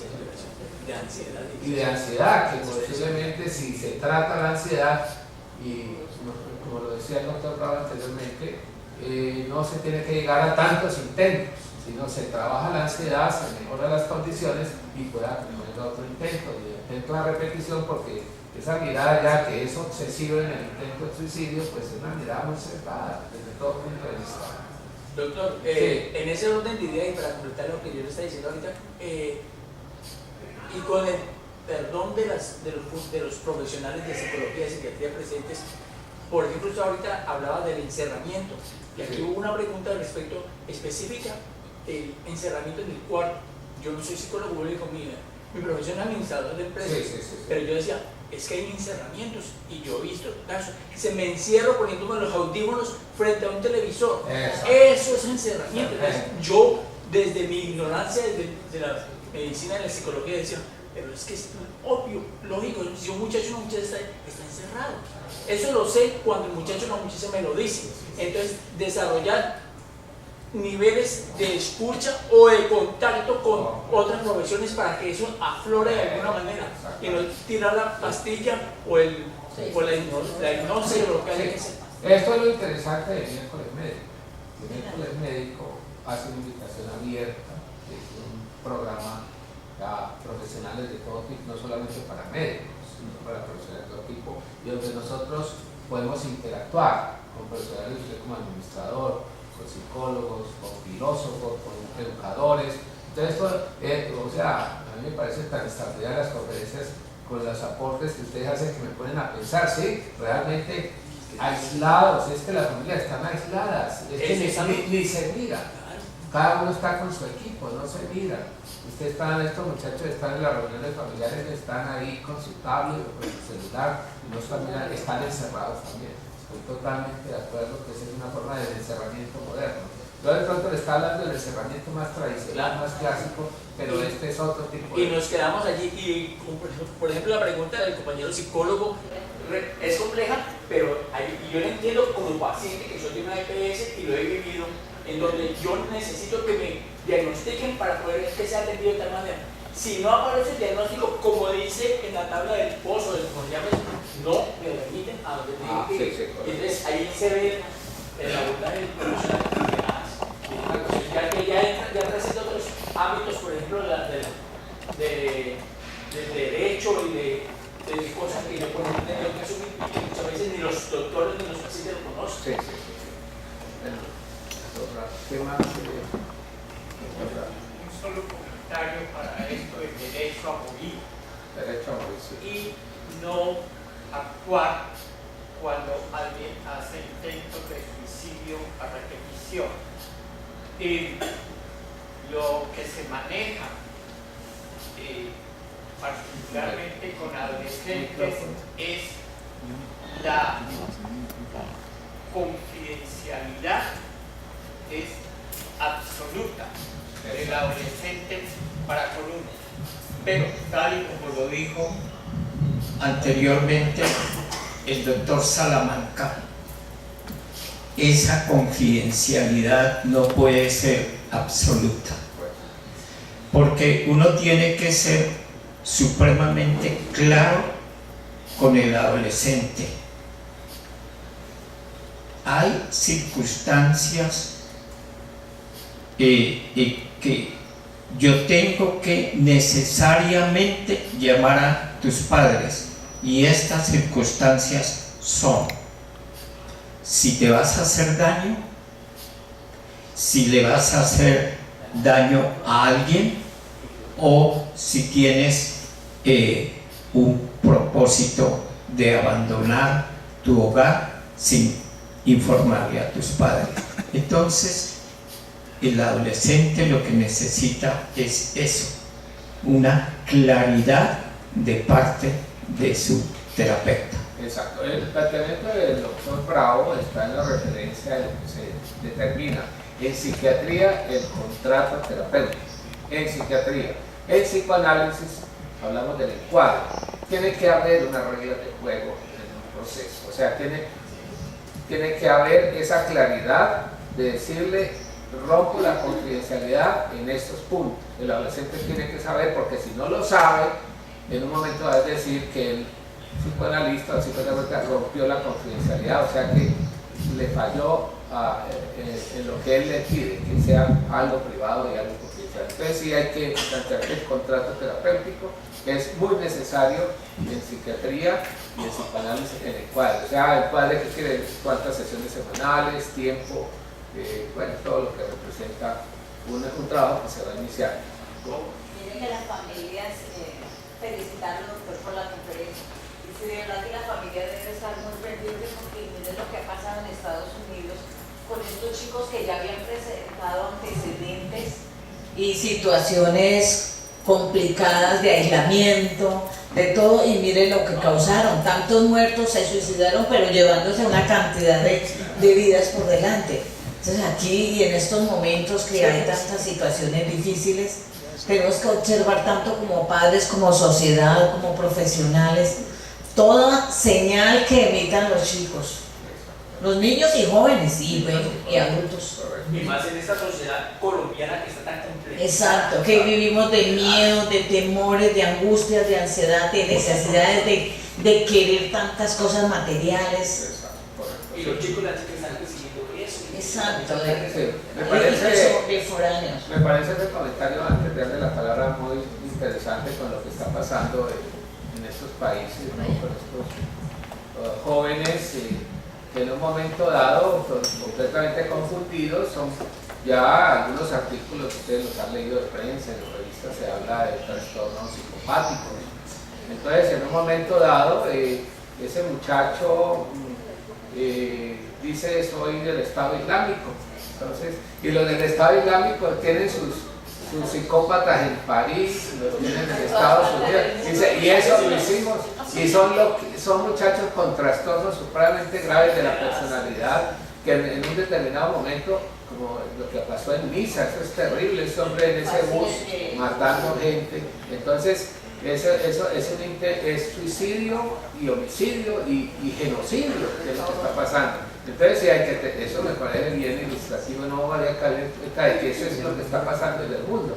O sea, están bombardeando a estos países de Siria, todos esos países están bombardeando, y los enfermos mentales los tienen ahí, y los tienen esos enfermos mentales, y como se venden las armas, entonces imagínate psicópatas de esos, con armas unas armas muy potentes, pues, que destruyen todo. Y son chicos que muy fáciles los están adoctrinando. Sí, adoctrinando para que hagan.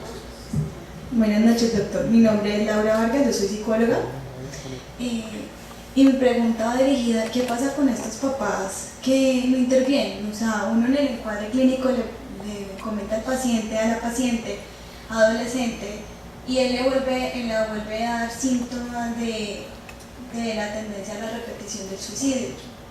Pero uno habla con los papás, o bueno, en especial la mamá, y le dice: no, pues sí, pues que lo vuelva a hacer. O sea, ¿qué pasa con estos papás más allá de que saben dónde están las cosas con lo que se intentaron suicidar muchas veces? No lo quitan y, o sea, hay un factor muy alto allí que está en riesgo, pues también la adolescente. ¿Qué se puede hacer ahí con ello? ¿O cómo sería el trato con estos padres? O bueno, uno tiene que llenar un formato para el Ministerio de Salud de estos casos, pero ¿qué pasa más allá de llenarlo? Uno sale de hospitalización la niña, y ¿qué pasa con la madre y la niña? ¿Qué puede llegar a pasar después de ello si la niña vuelve a decir: yo me voy a suicidar? O sea, hasta que yo no me suicide no va a quedar contenta. Es algo bien complejo esto, difícil. Digamos, uno observa que en la exposición que hice anteriormente se hablaba de ideas de muerte, ¿cierto? Pero la idea que tienen los padres es que eso no va a pasar. Es tan difícil aceptar que un hijo se pueda llegar a suicidar, que aunque lo mencione y lo diga en todas las formas, ya el doctor Medina lo había hablado, con accidentes, cuestiones, está mandando todos los mensajes de todo tipo, lo comenta, el tipo de películas que ve, que también es otra parte que se mencionaba anteriormente. Hay muchas formas que están mencionando, están diciendo que algo no anda bien, pero esos mensajes no se captan. Entonces es muy difícil, la psicóloga hace las advertencias, pero no hay esa correspondencia. Yo creo que ahí, no sé con los colegas también que piensan, yo creo que ahí es importante el trabajo con la familia. O sea, los modelos de intervención. Yo creo que los modelos no son excluyentes, solamente si uno es sectario, pues excluye los modelos o no los conoce. Por ejemplo, si uno no conoce qué es la terapia familiar sistémica y los modelos tan importantes que hay, y entonces uno entiende que es importante en ese caso, con una buena evaluación ante el riesgo que hay, lo difícil es que los padres hagan un trabajo terapéutico, ¿no? Primero que todo, minimizan la situación del adolescente, lo minimizan, no le dan importancia. No, es que a ella le gusta hablar de eso, se pinta las uñas de negro, anda de negra, parece un fantasma, pero no, eso no es nada. Esa es la moda, ¿no? Pero entonces todo eso empieza a dar mensaje, y entonces, ¿qué hace el psicólogo ante eso? Es que no puede hacer más. Yo creo que la función del psicólogo de salud mental es hacer la advertencia, pero no puede hacer más, a nadie le puede obligar a forzar. A mí me parece en una familia que ha habido un suicidio, debía tratarse los padres. O sea, yo pienso que es un hecho tan contundente, y si hay más hijos, hay que intervenir. O sea, eso tiene que llevar a ver qué pasó, no en el hecho de juzgar, como yo creo que la señora que ya no está acá, no es de juzgar, sino de tratar de ver qué pasó, y si en esa familia hay hijos, y hay familias de suicidas, ¿no? Que el tío, que el abuelo, que por allá hay antecedentes familiares, que es parte de la evaluación. Entonces a mí me parece que lo más lógico es unas personas que tienen una situación tan dolorosa digan: bueno, ¿qué fue lo que nos pasó a nosotros? ¿Sí? No de culpabilización, sino de investigación, de esclarecimiento, para que eso no vuelva a suceder. Sí, doctor, en ese sentido, la que me refería, que lo felicitaba y le agradecía, que hace un llamado de la mirada integral. Porque mire que, por ejemplo, estamos en un país en donde el asesinato, el homicidio se volvió habitual. Entonces, como es tan habitual, no, lo que el muchacho es lo que ve, no pasa nada. Y ahí aportaría, por ejemplo, la sociología. Exacto. Yo les agradezco mucho ya las últimas intervenciones, porque pues, se trasnochan. De todas formas, van a venir 4 conferencias más. Van a venir 4 conferencias donde vamos a volver sobre esto. La próxima, estado actual del manejo de la agresión infantil, del doctor Bravo, que nos acompaña. De la tristeza a la depresión, intervención psicoterapéutica, de un psiquiatra joven, bien interesante, porque toda persona que está triste porque se le muere la mamá o la esposa, entonces lo clasifican como depresivo, y el duelo es normal en el ser humano. Entonces, diferenciar entre la tristeza normal porque todo no es depresión en ese sentido. Entonces hay que diferenciar, porque entonces todo el que tiene un duelo, la separación de la novia, lo echaron del puesto y está deprimido, entonces hay que formular, no necesariamente, eso es uno explicable. Peor que le suceda eso y esté fresco, ahí sí me preocupo yo que esté tranquilo. Terminamos. Sí, Natalia, y después ya terminamos con estas dos. Bueno, no, muy breve. Yo soy psicóloga, no trabajo con adolescentes, pero tengo un hijo adolescente y pues pensando, obviamente uno escucha y uno piensa en sus propias cosas, el tema del encerramiento, y pensaba que uno tiene que tener otra mirada, o sea, mirar que si el encerramiento es permanente, ¿sí? Si es una situación constante, o si el adolescente también tiene la posibilidad de tener otras interacciones, que si sale de ese cuarto es capaz de tener otras interacciones y tener buenas interacciones con familia, con amigos, porque ese encerramiento, pues como tú lo decías, son características de la adolescencia, ¿sí? Entonces, no catalogar como que todo encerramiento es malo. Puede pasar muchas horas encerrado, pero si cuando sale de ese cuarto es capaz de interactuar y disfrutar y comunicarse bien, pues, o sea, como poner las cosas en equilibrio, no irse a los extremos. Es simplemente ver lo que está encerrado con unos audífonos, es pensar que algo está funcionando mal. Obviamente hay que estar muy atento y no permitir que eso pues sea... se extienda pues a muchísimas horas en el día o días, pero sí me parece interesante, claro, sí, ¿no? claro. que es la vivencia. Sí, no, creo que eso lo vamos entendiendo, no es que el que está en el cuarto necesariamente que está enfermo, nada de esas cosas psicológicamente, sino que se tiene que ver que tiene otras interacciones pero si es solamente eso, el que no sale, el que no va al colegio, pues ya es muy marcado y hay que empezar a pensar que todo es algo más. Todo en lo mental todo es muy relativo, es muy individual, por eso tratar de esquematizar el comportamiento humano y psicológico es tan difícil, y si uno cae allí, pues esta no es la profesión de uno, ¿no? Es encasillar la gente, eso no es la idea realmente desde un punto de vista. Sí, ya para finalizar. Buenas noches, bueno, yo soy comunicador social, simplemente que mi esposa es médico y quisiera acompañarla para escuchar sobre esto, y algo que mencionó usted hace unos momentos que tiene que ver con algunos casos de familias, abuelos, padres que repiten este tipo de conductas, ya sea depresivas o como se les quiera llamar. ¿Cuál es la posición de ustedes como profesionales de la salud, de las humanidades, con respecto a algo nuevo, o que para mí es nuevo, que he escuchado, que se llama las constelaciones familiares? Es decir, ustedes, ¿cuál es su percepción como personas o como profesionales sobre esto? ¿Qué tipo de opinión tienen al respecto, si la conocen, de lo que estoy hablando? Pues yo realmente sobre constelaciones familiares no conozco, pero sí nosotros trabajamos mucho sobre lo que es la estructura de la familia, las estructuras familiares, las interacciones de la familia. Digamos, a mí me parece que el modelo más cercano a eso es el modelo sistémico. El modelo sistémico muestra la interacción y también las diferentes generaciones, lo que se transmite de una generación a otra generación. Yo de constelaciones, pues no sé si alguien aquí de mis colegas conoce más, pero yo lo único que sé que la familia es un sistema de interacción, ¿no? Que lo de uno afecta al otro, de interacción, y que la generación anterior tiene que ver con la actual, o sea, lo que se llama la cadena generacional. Pero bueno, creo que el doctor Bravo sí conoce un poco más sobre eso. Lo